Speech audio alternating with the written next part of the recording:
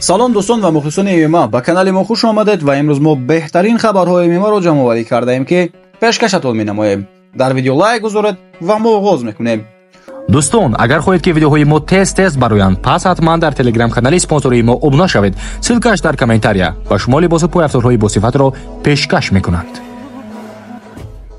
Нурулло Алиев 12 январ дар UFC Vegas 101 бо Янал Ашмус мубориза мебарад. расмкори тоҷик Нурулло Алиев дар мусобиқаи UFC Vegas 101 ки 12 январ дар Лас-Вегас баргузор мешавад, муқобили намояндаи Изроил Янал Ашмус мубориза хоҳад буд. Алиев муҳорибаи охирини худро бар зидди Рафаэл Алвес моҳи феврали соли 2023 дар мусобиқаи UFC Fight Night 220 анҷом дод.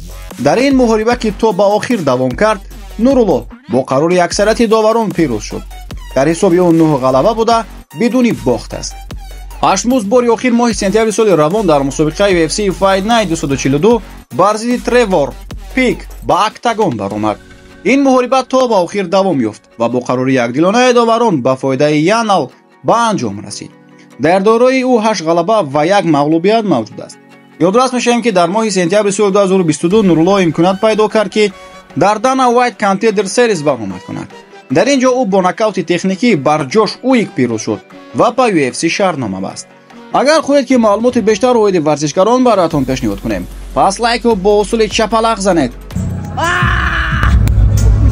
Ислом Махачев прогнози муҳорибаашро бо Арман Сарукян дод. қаҳрамони UFC дар вазни сабук Ислом Махачев ки моҳи оянда октагонро бо Арман Сарукян тақсим мекунад, нақша надорад ки муҳорибаро то бо қарори доварон диҳад, балки ният дорад довталабро дар партер шикаст диҳад.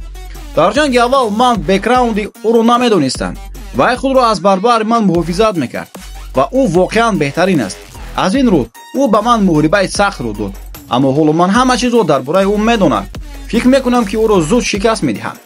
Чарлз Оливера дар ҳар як раунд ӯро қариб ба шикаст дод.